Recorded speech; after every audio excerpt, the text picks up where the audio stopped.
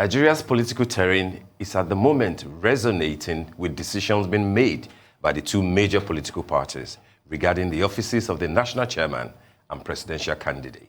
That's right. Interwoven with this is the politics of which among the 6 geopolitical zones of the country gets to produce the occupants of those positions as the 2023 general election fast approaches. But for the All Progressives Congress, Nigeria's ruling party, it's shaping up to be a monumental shift with incumbent President Muhammadu Buhari preparing to wrap up his second term in office while the search for his successor gathers pace. Who is most qualified to take the baton and to lead the APC into battle in 2023? Well, joining us now to speak on this is Omogbolahan Babawale, who's a political analyst and the national coordinator for the Nigerian Diaspora for Asiwaju. Mr. Omogbolahan, welcome to the show. Thank you for joining us this morning. Thank you. Well, as we said in the introduction there's definitely a search going on for the successor, APC's next candidate for the presidency. Do you think at this point it's been difficult for them to name somebody, or is this all part of the process? On the streets of this Lagos, you will see a few posters here and there naming a certain person, but officially nobody has obviously come out as the APC's candidate. Do you think that at this point, the fact that we don't know who it is intentional? Well, good morning, everybody. Good morning, Nigeria. Good morning, the world. The Nigeria country moves towards 2023 general election, and we all know that at the moment, the INEC, the umpire responsible for conducting the election, is not ready, has not lifted ban on campaigns, but the atmosphere is charged already. A lot of presidential hopes are coming up with the foot soldiers trying to sell their preferred candidates. But at the moment, I want to tell you for a fact that there's no single individual in the APC, in the All Progressive Congress, that is not qualified, eminently qualified to run for the presidency of the country. They are all competent in their own right. They have the resumes. But we are trying to look at a number of other issues, and probably the party will, at the end of the day, will settle with the man with the most intimidating resume to lead Nigeria in the next couple of 4 years after President Muhammadu Buhari has finished his term on 2023. So at the moment, those that you have seen that are coming out, that are saying that they are interested, you observe that not even a single individual has said from the presidential office that they are going. It's only the future that believe in their ideology that are saying, okay, this is the person that we want to fly the ticket of the party. But as we move ahead, we'll see when INEC finally released the ban, then we'll see how we take it up from there. You are the Nigerian coordinator for the Nigerians in Diaspora, and your group is soliciting support for former governor of Lagos State, Bola Ahmed Tinibu, to run for presidency. And you claim to be sensitizing the public, right, with your campaign posters and viral videos showing posters of Tinibu superimposed on trains and airport terminals. That's correct. You guys have been doing that. And when you know that diaspora voting doesn't count, why do you think Tinibu makes a good candidate as Nigeria's president? The question is, it shouldn't be why not Tinubu. The question shouldn't be why Tinubu. The question should be why not Tinubu. By the time we look at his antecedents, right from Hope 1993 under MK Abiola, you will discover that this man has paid his dues. He has done the needful when it comes to political and financial re-engineering or wherever he finds himself. You will recall also that during the aborted Third Republic, Tinubu played a very pivotal role. I remember, as young as I was then, because I voted in 1993, presidential election, Tinubu, while in the Senate then, had to step down his presidential ambition of the Senate to allow his countryman, late MK Abiola, to run for the president of the country. He sacrificed his ambition. And from 1999 till date, you will have seen from his antecedents. For a man, in 1999, Lagos State was near bankruptcy, running on a paltry sum of 600 million naira IGR. But when actually Bola Ahmed Tinubu came on board, within 8 years, Tinubu left the covers of IGR of Lagos at about 11 billion naira. That is unprecedented. So you can imagine, if such a man could take Lagos from near bankruptcy to prosperity, financial prosperity, in just 8 years, imagine what will happen to Nigeria. You will recall that the former Minister of Finance, H.M. Kemi Adeosun, said something. In the history of this country, and I can say boldly, even in the entire world, we all saw what happened in Greece. We also saw what happened in Venezuela. They are still grappling with it up to now. Nigeria twice entered into recession, and in no time exited recession. What happened?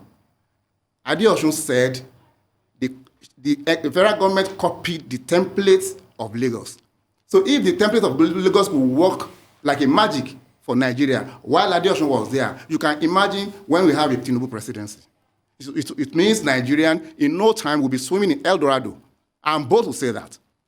I'm very proud to identify with this cause. So we have looked at a number of things, like I mentioned some time ago, before we now say, oh, let us throw our weight behind Tinubu. Tinubu has built leaders of leaders, has built leaders, and has built leaders of leaders. Today, in some states of the federation, you discover that, so to speak, those we have there are Tinubu's mentees.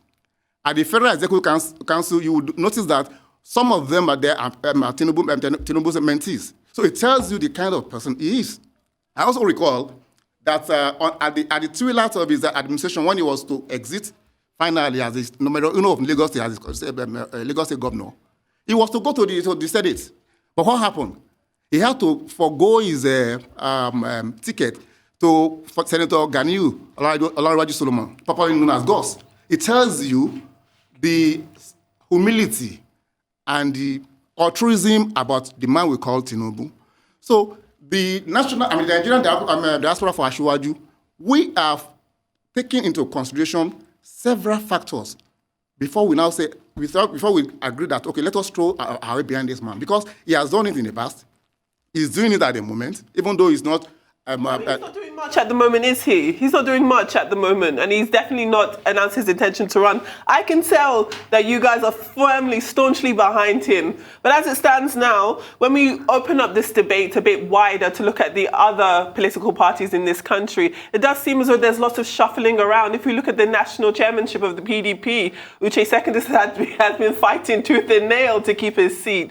So do you think that this is reflective of the state of politics in Nigeria right now, the fact that there's no one party that's really a beacon of stability as it stands now? Well, I'm not here to speak for the PDP. I'm here to speak as Omogbolahan Babawale, as a Nigerian, and at the same time as the national coordinator for Nigeria Diaspora for Asiwaju. But be that as it may, I can chip in one or two things on the issue you have just raised concerning the PDP. Yeah, you will notice that, like when I was here the other time, we mentioned something about respecting the gentlemanly agreement. It may not be written about power shifting to the south come 2023. And now you discover that the APC is agitating that the power should come to the south. And a section of the PDP, some governors of the PDP, some senators of the PDP, some House of Rep members of the PDP are also insisting that for equality and for equity and justice, the PDP also should consider the south for its presidential candidates. And that is why you have all these politicking here and there about, okay, the North wants to retain the chairmanship, the South is interested in having the presidential slot. So it's all about showmanship in politics. So everybody is trying to test the waters and see where the pendulum will swing. At the end of the day, it's going to be a very, very, very interesting scenario in the days ahead. Indeed, Mr. Babawale, it will be very interesting. But before we continue with this discussion, we'll need to go on a quick break. When we return, of course, we'll still be joined, to discuss further. Do stay with us. We'll be right back.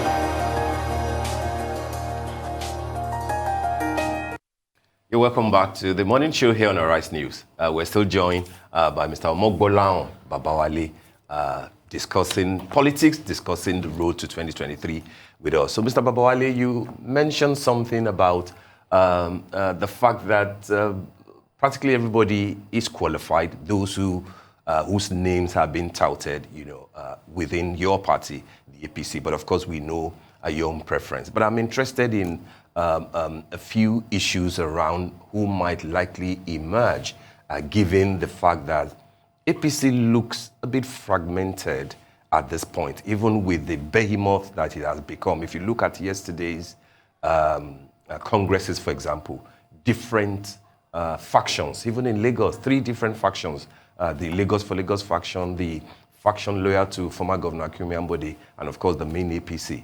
Same thing in Ogun State, same thing in Osun, where Aregbe's faction, Aregbe's faction, running against the main party. But then, so that gives you an impression that whoever will emerge as the candidate of the party has a lot of work to do, right?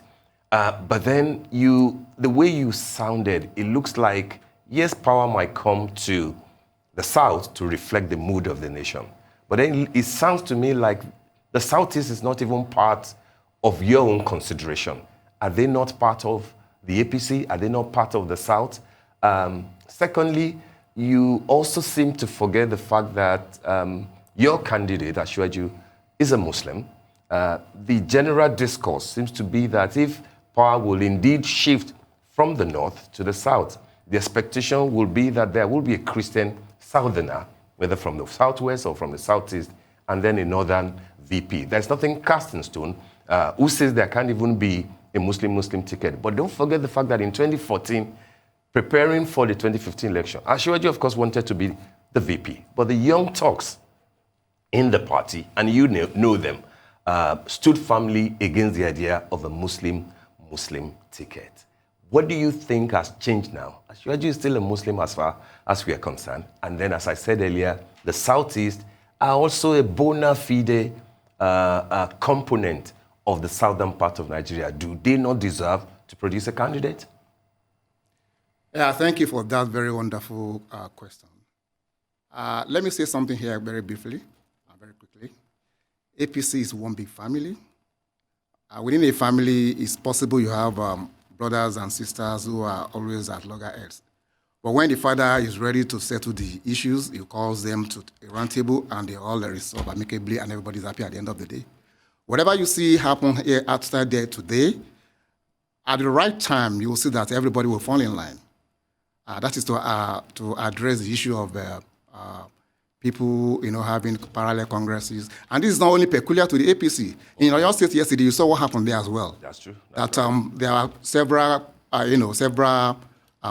other parallel congresses where people were even shooting sporadically into the air to scare candidates from the other party. So it tells you it's all around the parties. It's not only peculiar to the APC. But like I did say, that I also want to bring you back to one story, one ugly event that in recent past about when there is this impasse as regards the national chairman of the party, former governor of Edo State, Governor Adams Oshiomhole. You recall then that during the impasse, the president came out and made a pronouncement, and everybody fell into line.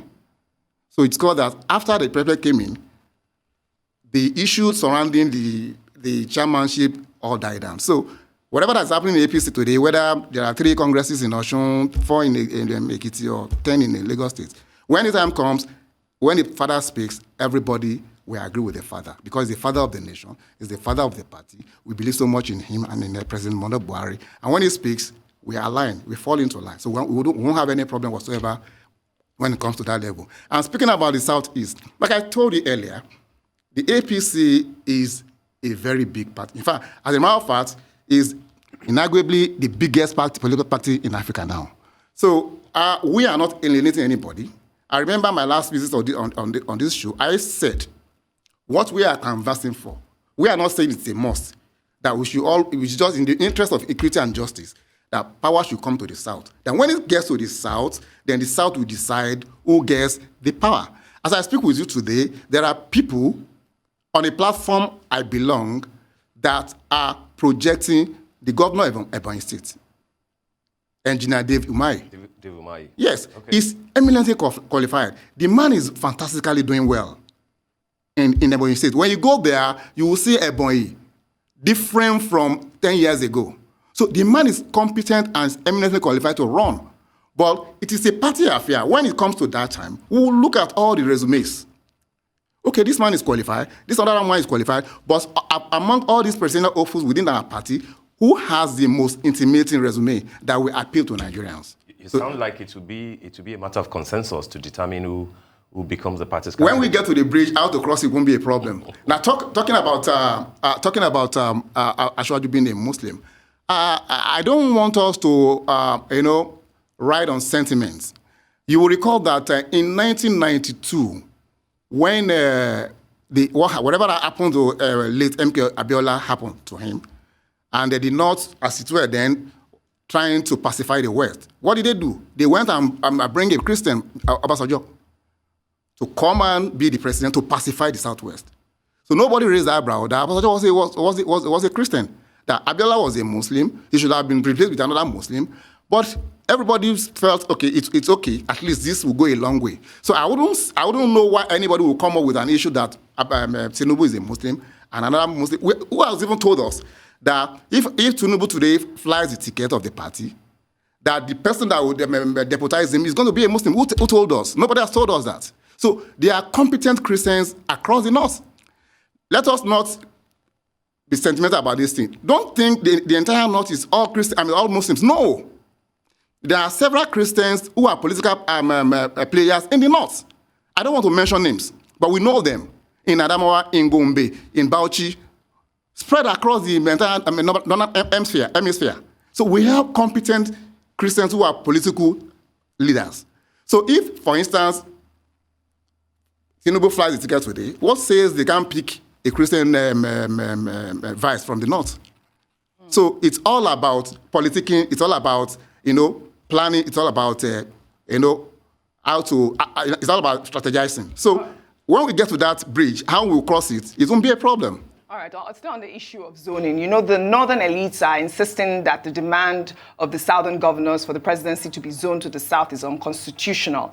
And since democracy is a game of numbers, the North has the numbers to win the presidential race as they are not, ready to yield ground. What do you say to that? I can tell you for free that the North is not insisting that power will stay in the North. The northern elites are.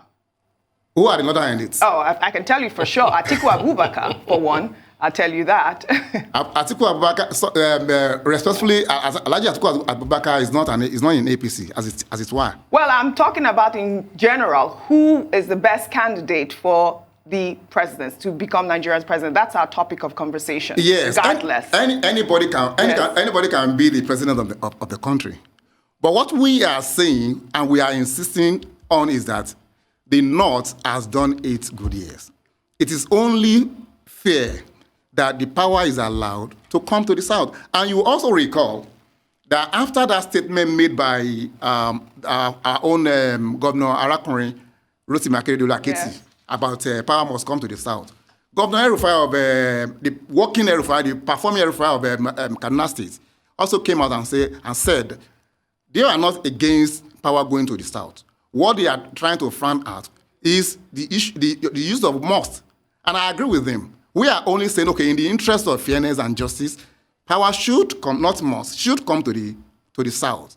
Because there was an arrangement in 2014 when the APC was put together. It may not be written, but there was an arrangement, okay, after 8 years of the North, the power will come to the South. So I think that should be respected. So that is what makes us a man. Then, talking about the North now, the allies in the North, speaking out, the power will not come to the South. How many of the allies, so to speak, if I want to even agree with you, that the allies in the North have spoken, how many of the allies come out to vote during elections? How many of them come out to vote? How many of them can even, in these days of social media, how many of them can even convince the populace, the voting populace? So we have a very good hand in President Muhammadu Buhari. Whatever he says, the door follows. You'll be surprised. Whatever that man says, a large number of the North follows him. Hook, line, and sinker. So that is why we are not in any way intimidated by whatever anybody says in the North. We have read several things said by several groups. So many of them faceless. Some of them wannabes. So I don't really give myself sleeplessness about that. When the time comes, what we're going to do, and everybody will see. Fine. Everybody will see. Just like how you said everybody saw how Asiwaju did great things for Lagos. And you said because he did so well in Lagos and because there were examples of replicating that framework on a federal level, things did things went well, and you imagine that should that be the case again, things would also be the same again. I mean, as it stands now, because so much time has passed since then, do you think that in terms of internally generated revenue, there's a framework that Asiwaju would be able to bring that would work for all of the different states in Nigeria? And then secondly, I know you are staunchly behind him. We get it. We get it.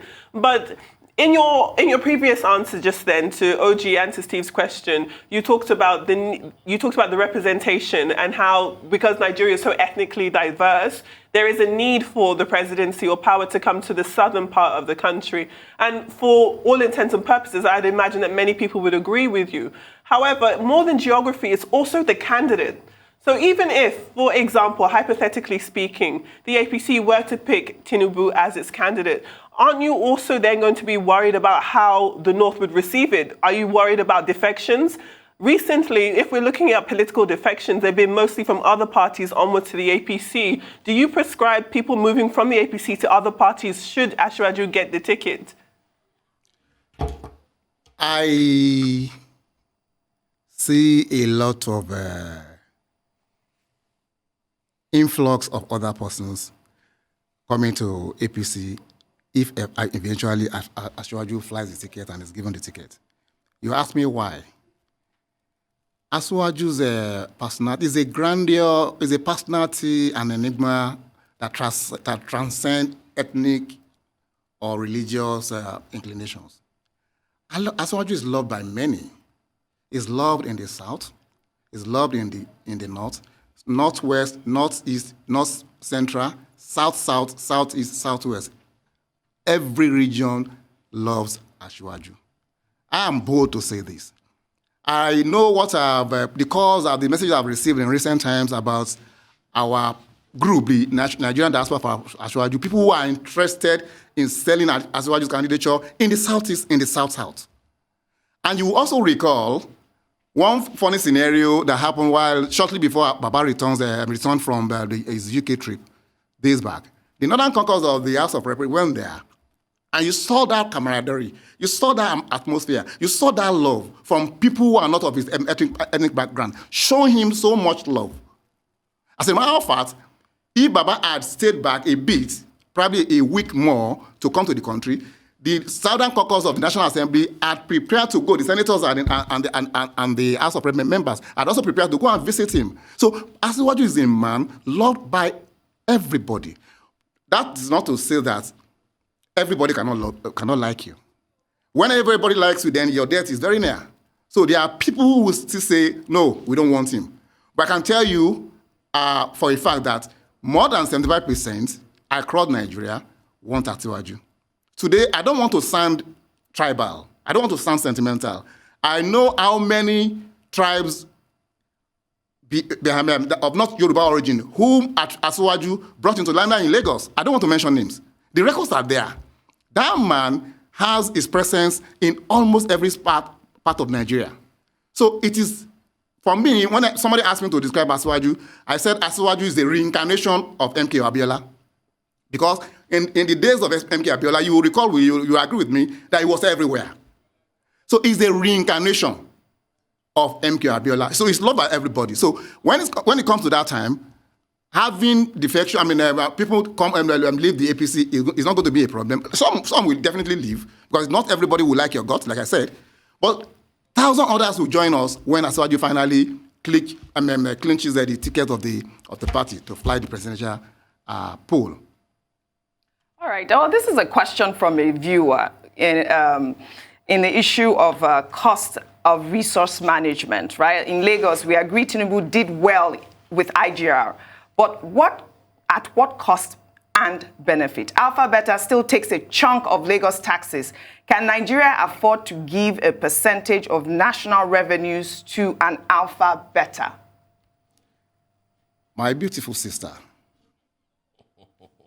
when you work for something, you earn something from it. It is not magic to take a state from near bankruptcy to prosperity. And you don't want to part away with anything. It is not magic. It is not done anywhere in the world. I am trained as an accountant. I worked as an auditor. I became a forensic accountant. So I know what it takes. Even to go and get a loan in the bank, you will agree with me. For money they are going to charge you interest on, they will still charge you management fee. You will agree with me. They will give you a loan at probably 25, 26 interest rates. They will still charge you a management fee aside the interest rate you are going to pay. So if somebody works tirelessly for you to take you from poverty to prosperity, and you're saying that person is taking so much from whatever that is making, except we are selfish.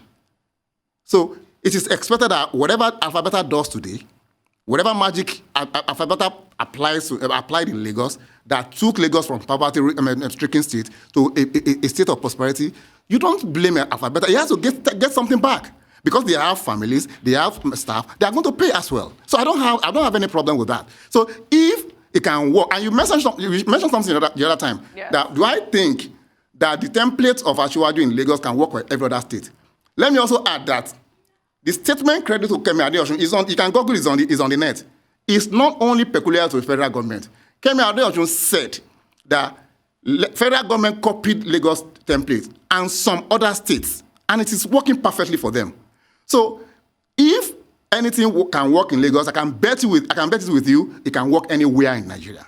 So if Asiwaju is today's Nigeria's president, I can assure you that within a few... I don't want to be the person to interrupt you there, but Ochi asked a really specific question in terms of the affordability. Can Nigeria afford to pay a management fee to Tinubu? That was her question. No, to Alpha Beta. Apologies to Alpha Beta. Can Nigeria afford it? Is Alpha Beta Tinubu? Can Nigeria afford to pay Alpha Beta? Is that possible? Yes. If Nigeria could afford to give... Mr. Omogbolahan, given that there is LRS in Lagos and there is FRS in Abuja, yep. Mandated by law to play that role, what would be your view? I was in the meeting that involved the Abuja FRS. I can tell you for free that LRS, FRS, they see employ consultants to guide them on how to increase the IGR. That is the work Alpha Beta is doing. So if FRS and LRS, employ consultants that will give them, mechanisms on how to increase the IGR, such consultants will be paid by LRS and by FRS. So the same thing is what Alpha Beta is doing. So if Alpha Beta is generating an income on behalf of the country, it is only normal that Alpha Beta is given something, however small it is, for the work the company is doing for the country. After all, we have seen in this country where somebody was reported to have gone to buy something outside the country with a 55 billion cash taken to London to buy a property in this country. So Nigeria has money. The issue we have with Nigeria is management of that resources. We are rich as a nation. But what we have faced in the last several years is mismanagement of public resources. So thank God for prudency of the president of Mr. President. The COVID issue and the recession we entered into twice is to have been a different ballgame entirely. Don't forget, I remember very vividly, in 2014, just towards the twilight of GJ's administration, I recall the federal government, almighty federal government, was borrowing money to pay salaries.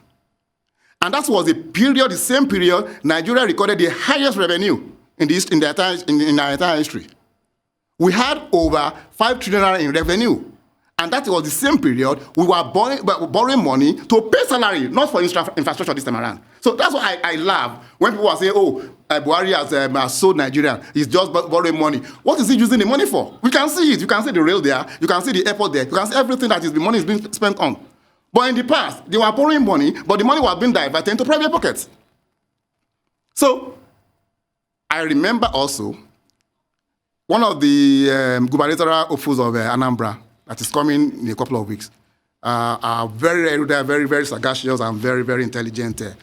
Professor Charles Chukwuma Soludo said that in 2014, that alongside SLS, Emir, former Emir, Sanusi, Lamini Sanusi, and the DG of World Trade Organization, Mrs. Dr. Mrs. Iweala, the three of them said, whoever won the 2015 election was going to have it rough because the wastages of the past government was too humongous, was too huge. So we should even thank Buhari's administration. You can imagine that what happened in COVID, if Buhari had not closed border to rise importation then, when we had COVID, Nigeria would have bought a foreign bag of rice for 100,000 because there was no flight anywhere in the world. But it was timely that Buhari in August 2019 shut down border against importation of rice. So, and people went to farming, and that was what cushioned the effects of that COVID in Nigeria. So, the Buhari administration has been so prudent enough to use the mega resources that is any to at least better the loss of Nigerians and without affecting infrastructural strides. So, we have everything in Nigeria to pay for whatever that is going to cost us to get a bigger and higher IGR. So, talking about Alpha Beta is not Tinubu. Let me tell you today.